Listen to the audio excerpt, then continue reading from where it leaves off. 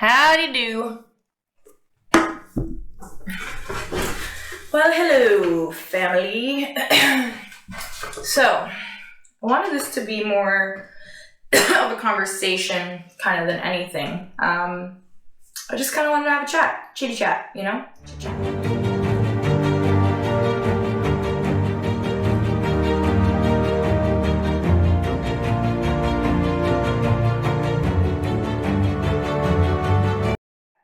Chit chat. So the topic for today is something I never actually thought I struggled with until recently. I thought I was pretty good at it, pretty confident in it, and I thought I had adopted this into my kind of training routine and in the right ways. So that thing is groundwork. Groundwork, it's so funny. I think I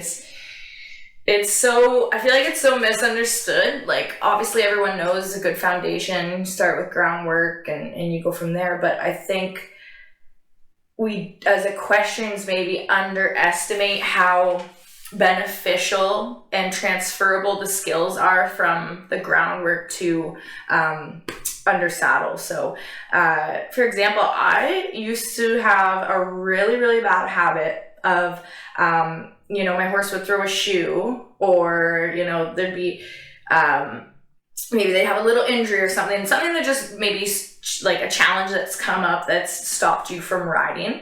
And I think I used to just be really quick to go, okay, well, I can't do anything, and put the horse away and go away with kind of a poor attitude, which is, all right, I can't do anything else, can't ride my horse, what am I going to do? More time off. It's just, you can really get yourself in a mental kind of slump in those situations. So a friend of mine recently kind of opened my eyes to something as well.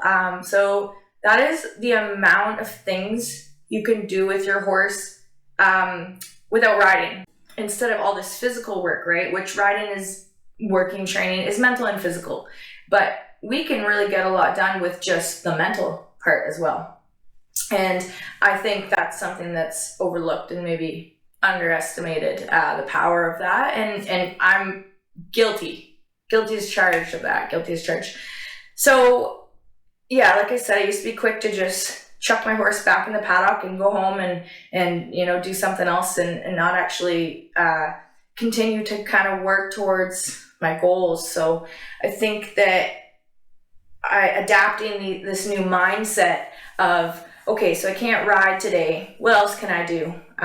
What else can I do that's going to set, this horse up to have a better future, and myself as well, and us together as a team, right? So my colt Cash, you guys, if you've seen my videos before, Cash. He's my barrel racing prospect, LL Cash King guy. He is he's a good colt. I really like him, good-minded.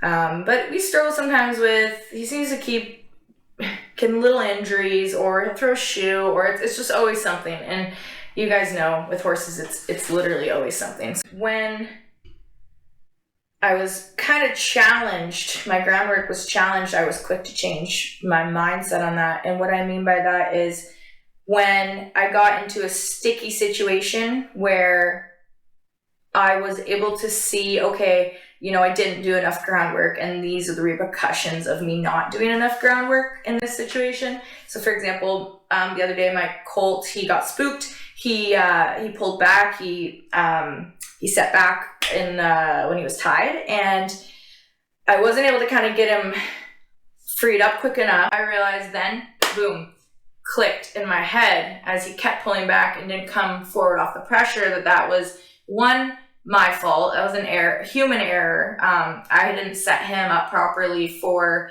a situation like that to happen. Equestrians, obviously, that's pretty straightforward. Pressure release, that's how horses learn. It's negative reinforcement, so removing the pressure after you get the desired behavior response that you want.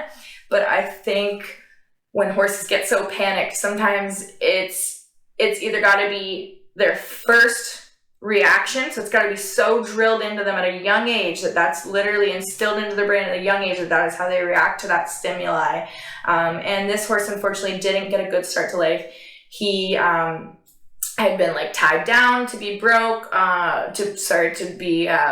he'd been tied down on the ground. They tried to break him and ride him and basically traumatized this poor horse, and he now is scared of everything. So I got off on a big tangent here, but the moral of this story is I walked away so many times from a situation where I couldn't ride him, where I could have worked on something that might set him up better for his future, which would be one, groundwork around a stimuli that might upset him at a horse show eventually in his career, tying him in places that aren't familiar to him, bringing in certain stimuli and actually setting him off so that I can correct it and deal with it in a controlled environment. All those things I feel like I kind of didn't properly set him up for, and that's my fault. So today he threw a shoe, and instead of leaving, I did about an hour, the same amount of work I would normally do with him riding, of just mental stimulation, 1 hour. And that is with breaks in between. That's even a lot for a colt sometimes. You need your breaks, right? So, but by the end, I realized it had transferred over to so many things. So, working that into your routine a little bit can help in so many ways. And it transfers over so much into everything you do under saddle, everything.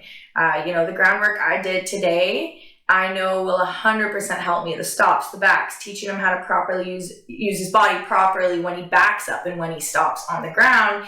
It's all going to transfer into your riding. So don't get discouraged if you can't ride, your horse is off an injury, whatever. Look at it, maybe change your mindset and see how you can look at it in another way. What else can I do, like I said, to set this horse up to have a better future? What can I work on that's not necessarily riding? For me, I'm more comfortable in the saddle. I'd rather be riding, but it's got me in trouble a few times. So I think I've learned my lesson just to take things slow and take advantage of maybe these times that we're given, maybe for certain reasons, maybe it's really given me time to work on something that might come up later in his career, and I'm grateful for that. So that's kind of what I wanted to chit chat with you guys about today, just taking advantage of these times when we can't ride and just change your mindset. What else can I get done that maybe you don't see you have any issues at hand, but there's got to be something that you can work on. There's always something we can teach them. Every time you get a horse out of the pasture, you're training it, right? So from walking to the barn to the paddock or whatever, I'm always constantly testing my horses, make sure they're with me. And thanks guys so much for checking in, checking my videos out. I'm going to be doing a tip of the week every week, so be sure to look for that. I'll put that above as well. So thanks so much for watching, guys. I really appreciate it. I appreciate your time, and just stick with it. And I'm looking forward to seeing you guys next time. So cheers. Take it easy.